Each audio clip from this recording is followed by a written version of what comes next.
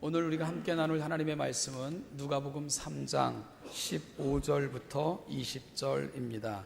누가복음 3장 15절부터 20절에 있는 말씀을 교독하는 방법으로 같이 읽겠습니다.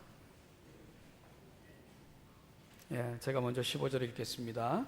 백성들이 바라고 기다림으로 모든 사람들이 요한을 혹 그리스도신가 심중에 생각하니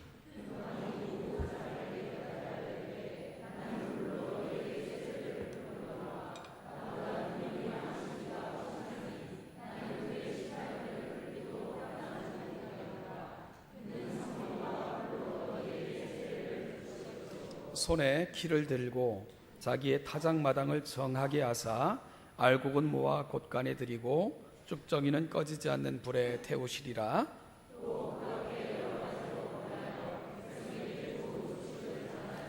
분봉왕 헤롯은 그의 동생의 아내 헤로디아의 일과 또 자기가 행한 모든 악한 일로 말미암아 요한에게 책망을 받고 그 위에 한 가지 악을 더하여 요한을 가게 가두니라. 아멘. 지난 시간에 우리가 세례 요한의 이야기를 시작을 했는데요, 요단 강가를 중심으로 세례를 베풀었던 그 요한의 소문이 주변에 퍼져가면서 세례 요한의 인기가 점점 높아져 갔습니다. 많은 사람들의 입에 오르내리고 회자되기 시작했죠. 그러자 사람들 사이에서요, 혹시 지금 요단 강가에서 세례를 베풀고 있는 저가 하나님 보내시고자 했던 메시아가 아닐까? 이런 생각들이, 이런 말들이 돌기 시작을 했습니다. 오늘 3장 15절 말씀 보니까 백성들이 바라고 기다림으로, 누굴 바라고 기다립니까? 메시아를요. 그게 그 당시 백성들의 간절한 소망이었거든요. 특별히 말라기 선지자 이후 약 400년간 이스라엘에는 성경도 더 이상 기록되지 않았고요, 선지자들도 더 이상 나타나지 않았고, 하나님의 말씀과 이상도 희귀한 그런 긴 침묵의 시간이 지나가고 있었습니다. 그 시간이 약 400년 정도 됐던 겁니다. 그러자 당시 백성들 속에서는 메시아에 대한 기대와 소망은 점점 깊어져 갔던 것이 당시 상황이었습니다. 그때 세례 요한이 등장해서 천국 복음을 증거하기 시작을 했고요, 회개를 외치면서 하나님 나라를 선포했을 때에, 그리고 그때가 이미 가까이 왔다고 선포했을 때에 사람들은 흥분하며 기대하며 급격하게 그렇게 그 소문들이 번져 나가기 시작했던 것입니다. 오늘 본문은 이러한 군중들의 이 기대 심리를 반영하면서 누가는 모든 사람이 요한을 혹 그리스도신가 심중에 생각하니 라는 말로써 은근히 그 백성들 속에서 그 기대가 점점 높아가고 있었던 것을 이렇게 표현하고 있는 것을 우리가 볼 수 있게 됩니다. 그런데 우리가 또 다른 복음서인 요한복음으로 가보면, 요한복음에는 유대인들이 예루살렘에서 제사장들과 레위인들을 요한에게 보내어 직접적으로 물은 것으로 그렇게 되어 있습니다. 예루살렘에서 세례 요한에게 파견된 사람들이요, 요한에게 이렇게 물었어요. 네가 누구냐? 그런데 이 물음에 대해서 요한이 나는 그리스도가 아니라 이렇게 대답을 하거든요. 그러니까 질문과 대답이 조금 맞지 않는 것 같은 뉘앙스가 있어요. 그러니까 결국 예루살렘으로 또 파견된 제사장들과 레위인들이 네가 누구냐 하고 세례 요한에게 물은 것은, 그 질문의 요지가 뭡니까? 당신이 그리스도요, 이렇게 물은 것과 같은 의미가 되는 거죠. 그런데 자신이 메시아가 아니라고 대답하는 세례 요한에 대해서 같은 사도, 같은 이름을 가진 사도 요한이 이렇게 표현을 했어요. 요한이 드러내어 말하고 숨기지 아니하니, 드러내어 하는 말이 나는 그리스도가 아니라, 드러내어 말하고 숨기지 아니하고 드러내어 하는 말이 같은 말이잖아요. 그런데 요한은 같은 말을 계속해서 거듭거듭 사용하면서 이 세례 요한의 말을 강조하고 있는데, 이런 뉘앙스입니다. 그런 말씀하지 마세요. 아유, 그런 말은 입에도 담지 마요. 입 밖에도 꺼내지 마세요. 이 정도 뉘앙스입니다. 손사래를 치고 있는 거예요. 누가요? 세례 요한이요. 당신이 누굽니까? 하는 질문에 대해서 그의 대답의 요지는 뭡니까? 나는 결코 메시아가 아닙니다. 이렇게 대답하고 있는 거죠. 여러분, 요즘 세상이 어떻죠? 세상은 모두가 스타가 되고 싶어 하잖아요. 얼마 전에 한 TV 잘 나가는 그 예능 프로그램에서 이 중도 하차한 한 멤버 대신 식스맨을 뽑는다 이래가지고 한참 이렇게 좀 많은 그 이야기들이 오갔고 결국 그 식스맨이 뽑히게 됐죠. 근데 뽑히자마자 전용 차가 나오고 그 다음에 경비가 강화되고 또 매니저가 붙고 막 이랬다는 한 우리 얘기를 이렇게 들어봤는데, 세상은 이렇게 스타들을 대접하고요. 그리고 스타들은 온갖 대우를 받게 되고 돈과 명예를 한꺼번에 얻게 되죠. 그러다 보니까 누구나가 스타를 꿈꿔요. 그래서 이왕이면 높아지고 드러나고 유명해지고 싶은 건 어찌 보면 이건 누구나 갖고 있는 인간 심리의 반영이 아닐까, 이런 생각이 듭니다. 어찌 보면 요한에게도요 그런 기회가 찾아온 거예요. 높아질 수 있는 기회, 그게 찾아온 겁니다. 당신이 메시아입니까? 하나님의 특별한 선지자입니까? 이렇게 예루살렘에서 파견된 사람들이 물을 때 주변에 많은 사람들이 그와 같이 세례 요한에 대해서 회자되는 말들을 할 때에 그냥 당신이 메시아입니까? 그러면 그리고 그냥 웃기만 하든가, 아니면 부정도 않고 긍정도 않고 그냥 자기 일을 하던가, 아니면 여기저기 초대받아 갈 때 적당히 좋은 말 하면서 그런 뉘앙스만 잠깐 흘려도 세례 요한은 그냥 스타가 될 수 있는 절호의 찬스를 맞이한 것입니다. 여러분, 세례 요한에게 온 기회가 보통 기회입니까? 메시아가 될 수 있는 찬스예요. 그리고요, 세례 요한 당시에는 많은 사람들이 메시아라고 자처했던 시대입니다.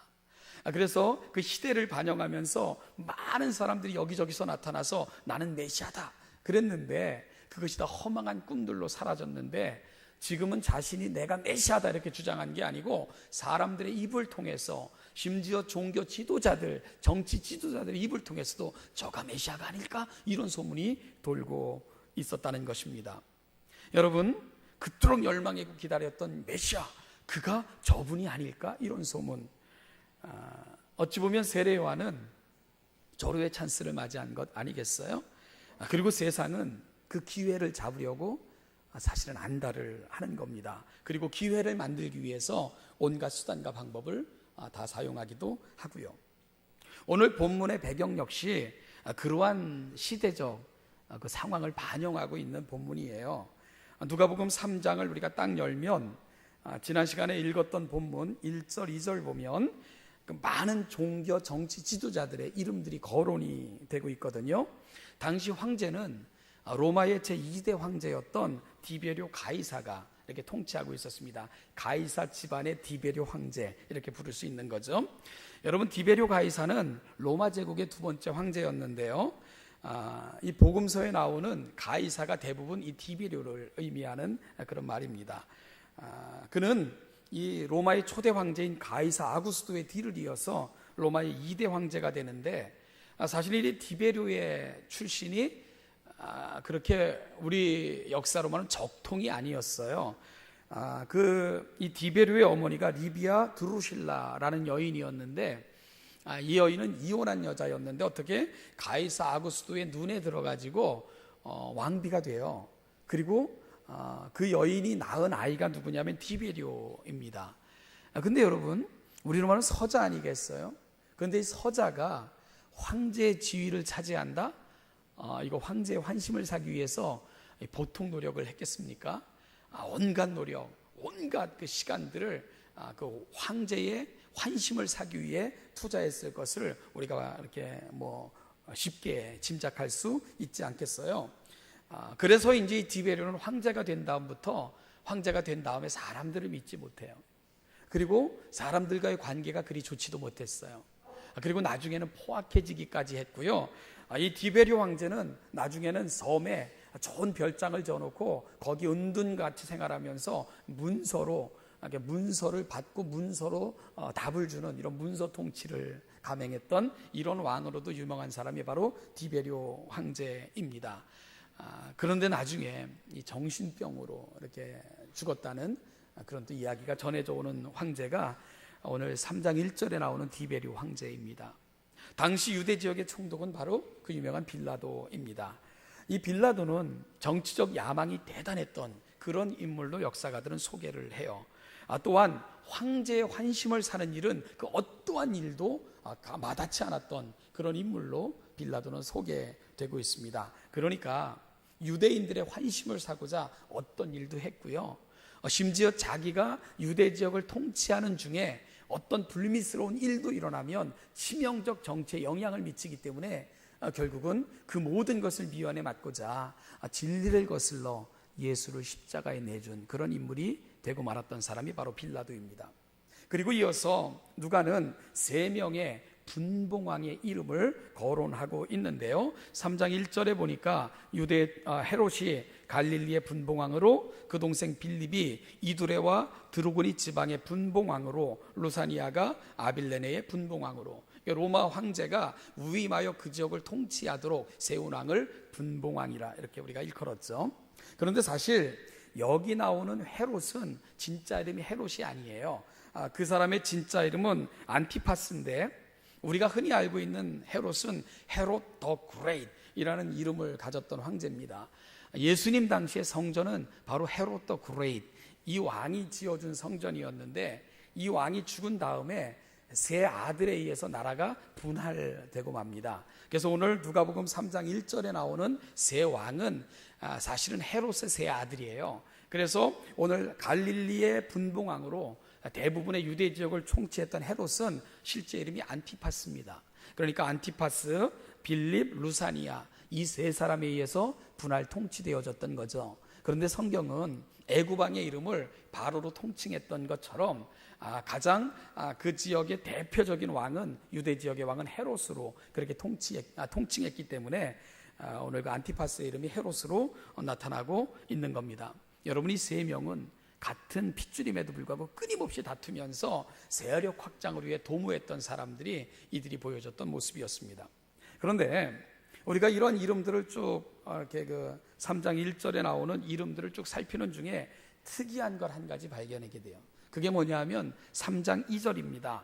안나스와 가야바가 대제사장으로 있을 때에 이런 표현이 나와요. 여러분, 대제사장은 한 명뿐이잖아요, 그죠? 그런데 대제사장이 2명이 거론되는 것 좀 특이하지 않습니까? 사실 세례 요한이 활동할 당시 공식적인 대제사장은 가야바입니다. 그럼 안나스는 누구냐? 사실은 가야바의 장인이에요. 그런데 누가는 왜 이 두 사람을 다 대제사장이라 이렇게 거론하고 있는 걸까? 당시 로마의 총독이나 주권자들은 이 마음대로 통치를 했어요. 그래서 대제사장도요, 자기 마음대로 폐하기도 하고 세우기도 하고, 그러니까 종교와 정치가 하나가 되어 결탁됐던 시대가 바로 예수님이 오셨을 당시 유대 지역의 상황이었습니다. 그래서 로마 총독은 그 지역에 부임하면 자기 환심을 사고 자기 이익에 부합한 인물들을 그렇게 이제 대제사장으로 세웠는데, 그러다 보니까 교활하고 정치적 야망이 있는 사람들이 돈을 갖다 바치면서 대제사장 지위를 산 거죠. 그렇게 대제사장의 지위를 산 사람이 누구냐면 안나스예요. 그런데 그를 임명했던 그 총독이 바뀌었어요. 그 총독이 돌아가고 다른 총독이 왔을 때 이 총독은 안나스가 마음에 들지 않았어요. 그래서 안나스를 폐하게 됩니다. 그런데요, 교활하고 정치적 야망이 많았던 안나스는 그럼에도 불구하고 이 권력을 포기하기 쉽지 않았죠. 그래서 교활한 수를 써서 자기 사위에게 대제사장직을 물려주게 됩니다. 그 사람이 누구냐 하면 바로 가야바가 되는 거예요. 그래서 실질적인 대제사장은 가야바였지만 안나스는 마치 뒤에서 섭정왕처럼 모든 권력을 휘둘렀던 그 시대가 바로 예수님 오셨을 당시 종교적인 상황이었습니다. 그래서 오늘 누가는 안나스와 가야바를 2명 다 대제사장으로 그렇게 거론하고 있는 것은 특별한 누가의 의도가 있다는 그런 생각을 하게 됩니다. 여러분, 누가의 생각이 뭘 것 같습니까? 이러니 대제사장들에게 무슨 경건이 있었겠으며 하나님을 두려워하는 것, 그들에게는 해당되지 않는 이야기였던 거죠.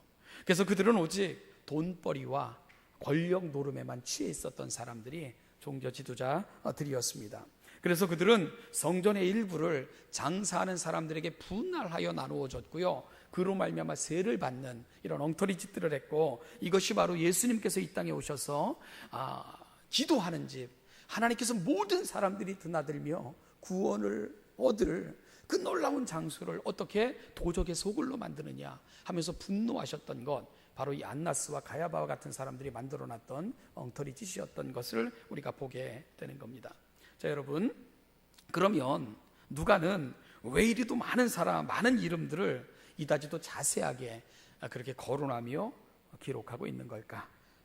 두 가지 이유가 있어요. 첫 번째는 예수님이 이 땅에 오신 사건은 철저하게 역사의 터 위에 이루어진, 역사 속에서 일하신 하나님의 사건이라는 것을 객관적 시각으로 보여주고 있는 것입니다. 이것이 누가가 기록한 모든 글들의 특징이기도 해요. 누가는 역사적 사실을 분명하게 밝히면서 이 땅에 이루어진 하나님의 일은 역사 속에서 실행되어진 역사적 사건이고 사실임을 그렇게 독자들에게 확인시켜주는 방식으로 그의 글을 써나갑니다. 그런데요, 그것보다 더 중요한 이유가 있어요. 우리는 그 근거를 2절에서 찾을 수가 있게 되는데, 우리 누가복음 3장 2절 같이 한번 읽어보도록 하겠습니다. 같이 한번 읽죠. 시작. 안나스와 가야바가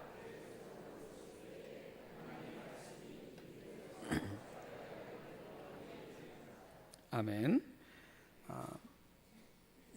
누가복음을 특히 3장을 읽으면 이 본문에는 두세 개 구조가 들어있는 것을 우리가 눈치채야 됩니다. 하나는 권력과 이익, 그리고 이해관계를 조차 세워지기도 하고 사라지기도 하는 이 세상의 원리가 지배하는 한 세계가 존재합니다.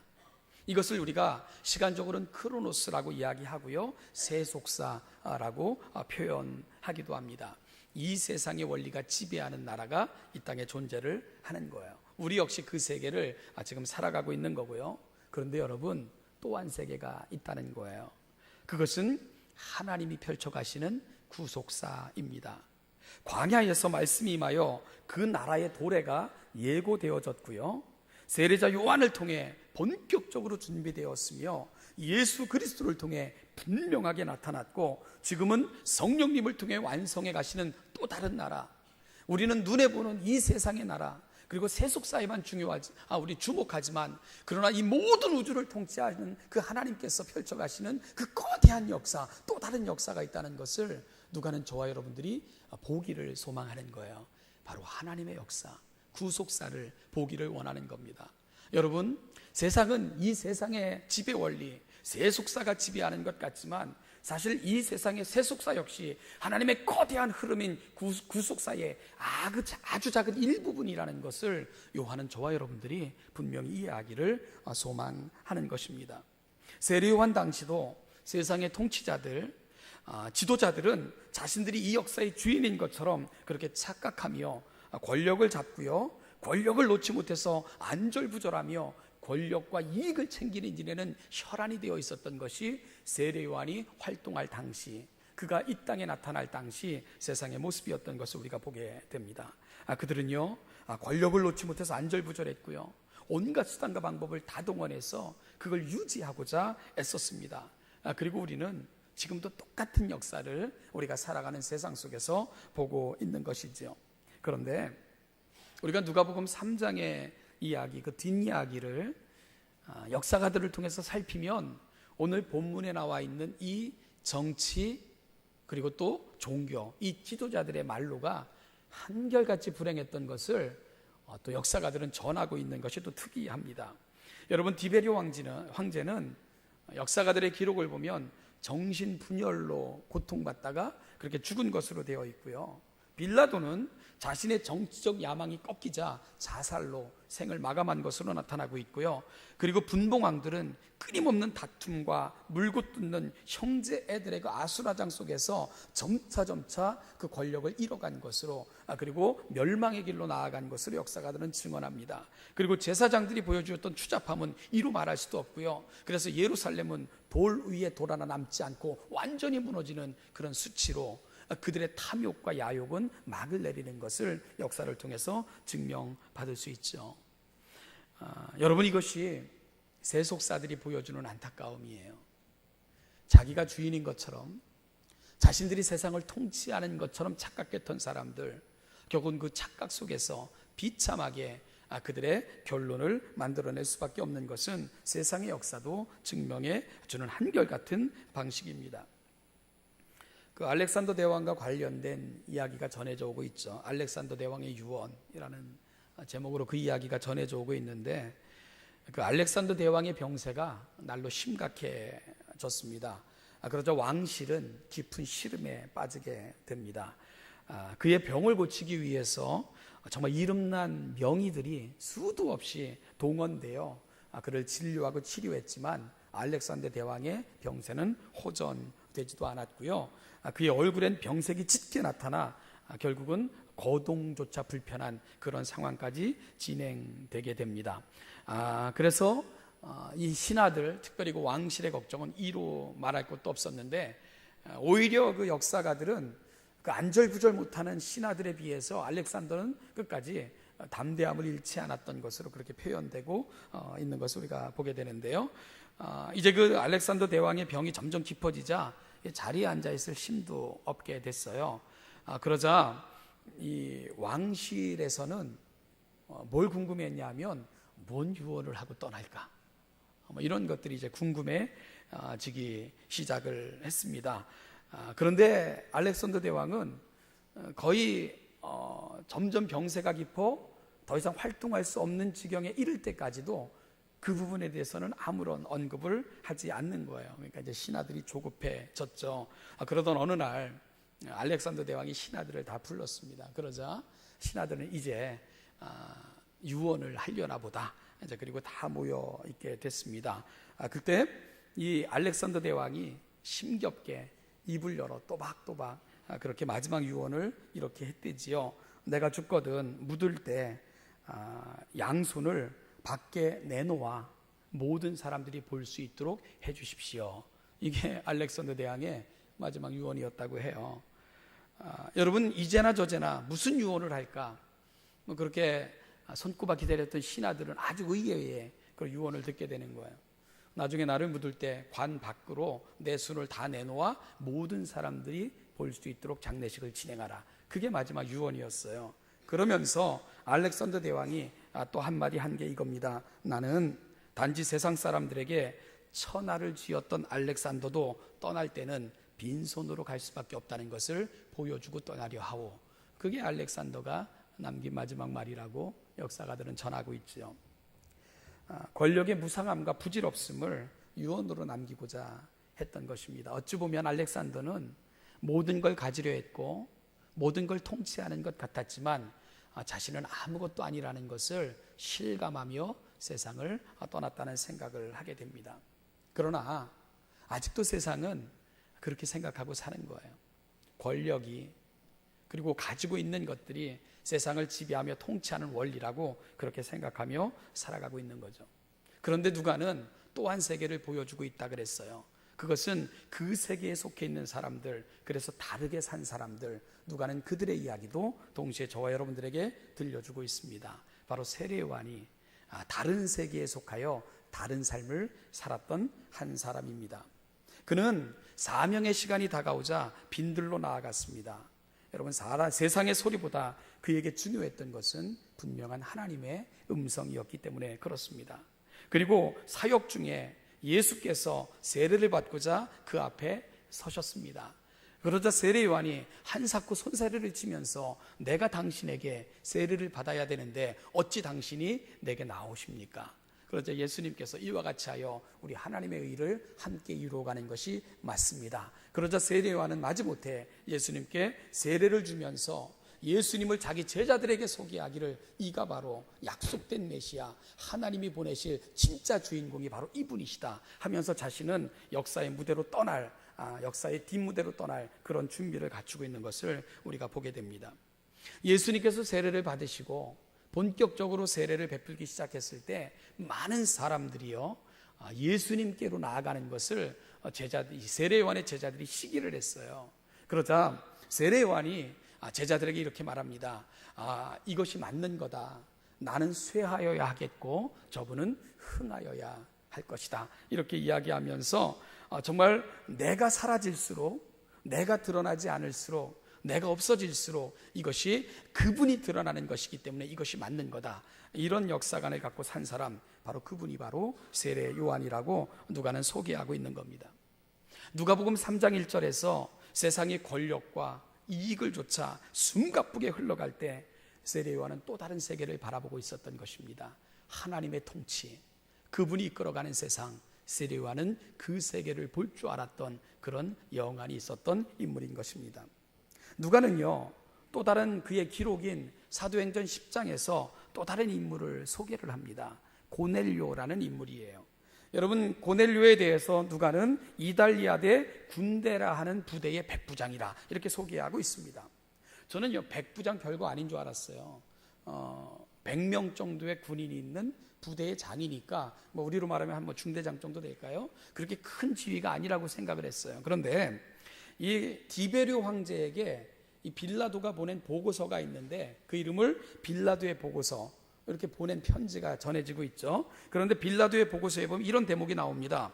제가 통치하는 모든 도시 가운데 예루살렘은 가장 다스리기 힘든 도시라고 여겨집니다. 백성들은 매우 거칠어서 저 자신 순간순간마다 폭동의 두려움 속에서 살아왔습니다. 저는 폭동을 진압할 만한 군대를 거느리고 있지 않습니다. 단지 저희 지휘하에 한 명의 백부장과 그가 거느린 군대가 있을 뿐입니다.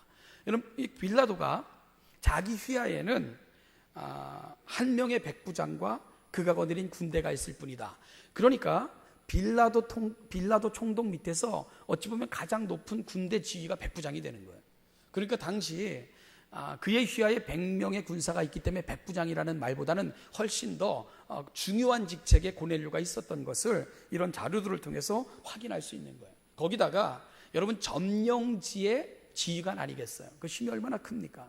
일제시대 때 이 땅에 와서 그 일본 군인들이 저질렀던 그 만행을 생각해 보세요. 사람은 조금만 권력만 있어도요 권력 갖지 못한 사람들에게 얼마나 무자비해집니까? 이게 사람들의 역사예요. 그래서 군인들이 세례 요한에게 나왔을 때 세례 요한이 뭐라고 권면했죠? 사람에게서 강탈하지 말며 거짓으로 고발하지 말고 받는 금료를 족한 줄로 여겨라. 이걸 뒤집어 보면 그 당시 군인들은 어떻게 산 거예요? 강탈하고 거짓을 일삼고 받는 금료가 족한 줄 여기지 못했기 때문에 강포하게 이렇게 뺏었던 이런 사람들이 군인들의 모습인 거죠. 그러니까 세례 요한이 구체적으로 그렇게 살면 안 된다 이렇게 권면하는 것 아니겠습니까? 이게 당시 군인들의 모습이었어요. 그런데 성경은 고넬료에 대해서 어떻게 표현하죠? 그는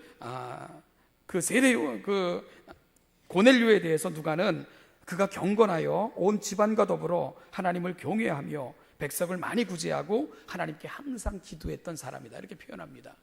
그리고 그에 대해서 또 하나님께서는 이제 베드로를 보낼 것을 약속하시면서 고넬료에 대해서 이렇게 또 하나님이 직접 언급하시는데 네 기도와 구제가 하나님 앞에 상달되어 기억한 바가 되었다. 고넬료에 살아가는 삶은 하나님이 기억하시고 그의 기도는 하나님께 상달된 기도였고 하나님께서 기쁘게 받으신 그런 인생을 산 사람이 고넬료라고 성경은 또 누가는 저와 여러분들에게 전달해 주고 있는 겁니다. 하나님께서 고넬료를 어떻게 사용하셨을까요? 그런 이야기는 증거되지 않지만 대부분 군인들은 정복지에 주둔하면 약 2년 정도를 지낸 것으로 되어 있습니다.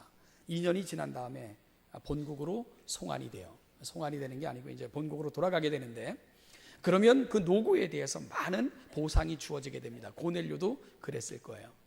여러분, 주둔지에서도 이렇게 살았던 고넬료가 돌아간 자기의 고향에서는 어떻게 살았을 것 같습니까? 하나님의 나라를 위해, 그분의 영광을 위해, 그리고 그분이 기억하시는 더 큰 삶, 귀한 사역자로 살았을 것 아니겠습니까? 그래서 사도 바울이 죄수의 몸으로 로마에 도착했을 때 이미 하나님은 많은 동역자들을 예비해 놓고 계셨어요. 아마 고넬료도 그 중에 하나였지 않을까, 이런 상상을 가능하게 하는 부분입니다. 여러분, 세상이 살아가는 삶의 원리가 있어요. 그리고 사람들은 그 삶의 원리를 놓치지 않고 싶어서 마치 그것으로부터 소외되면 다 잃는 것처럼 착각하며 그렇게 살아갑니다. 이 나라의 남자들이 살아가는 방법이 있어요. 아줌마들이 살아가는 삶의 방식도 있고요. 회사인으로, 사업가로, 학생들로 살아가는 삶의 방식들이 있어요. 거의 비슷합니다. 유사해요. 긍정적이지 않아요. 그런데 여러분, 이 세상의 방식을 그대로 안고 살아가면 그게 현명한 것 같고 마치 그것이 지혜로운 것처럼 여겨지지만 사실 성경은 다르게 산 사람들의 이야기를 끊임없이 들려줍니다. 그리고 성경은 다르게 산 사람들의 이야기를 기록한 책이 바로 성경인 것을 우리가 보게 됩니다. 세례 요한은 세상의 소리가 아니라 광야에서 들려오는 소리에 귀를 기울였고요. 그 소리를 통해 자신이 나아갈 방향과 삶의 목적을 분명히 붙들었고, 그리고 세례 요한은 하늘에 속해 있는 자로 하늘에 속해 있는 사람답게 그렇게 인생을 살다가 주님 앞에 선 하나님의 사람이 됐습니다. 고넬료는 모두가 살아가는 삶의 방식을 거부하고 또 다른 세계 속에 속하여 하나님의 영광을 드러냈던 그런 인물로 하나님께 기억한 바 됐고 하나님이 사용하시는 그런 인물이 됐습니다. 한번 오늘 이 아침 우리가 살아가는 인생을 한번 좀 돌아보면 어떻겠습니까? 여러분, 세상의 방식대로 살다가 이 세상을 떠난 또 한 사람의 인생으로 기록될 것인지, 아니면 또 다른 세계가 있음을 깨닫고 하나님의 방식대로 살다가 하나님이 드러내고 싶은 사람으로 그렇게 기억되며 하나님 품에 설 것인지, 오늘 세례 요한의 이야기는, 누가가 기록한 많은 사람들의 이야기는 오늘 이 아침 저와 여러분들에게도 큰 음성으로 도전한다는 생각을 하게 됩니다. 여러분들은 어느 세계에 속해 있습니까? 기도하겠습니다.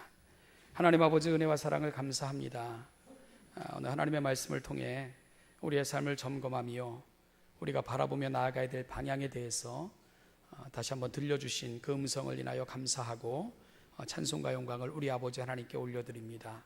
하나님 아버지, 하나님의 손에 붙들림 받아 다르게 살아갔던 사람들, 오늘 우리는 어디에 속해 어떠한 모습으로 살아가고 있는지 다시 한번 돌아보면서 세례 요한을 묵상하고 고넬료를 묵상하는 가운데 우리의 삶의 이야기를 다시 쓰기로 결정할 수 있는 이 복된 아침이 되게 하여 주시옵소서. 감사드리며 예수님의 이름으로 기도하옵나이다. 지금은 우리 주 예수 그리스도의 은혜와 아버지 하나님의 무한하신 사랑과 성령의 인도 교통 충만케 하심이 우리가 이 땅을 살지만 하늘의 시민권을 가진 자들이며 이 세상에 발 딛고 살지만 영원한 하나님의 구속의 역사 속에 있는 자들임을 깨닫고 그 하나님의 세계를 바라보며 오늘 여기서 우리의 삶의 모양을 결정하고 이 땅에서도 하나님 앞에 귀하게 사용되다가 영화로우신 주님 앞에 영광스럽게 서기를 소망하며 이 자리에 있는 우리 사랑하는 신원제담교회 모든 성도들과 그 사랑하는 가정과 그들의 자녀와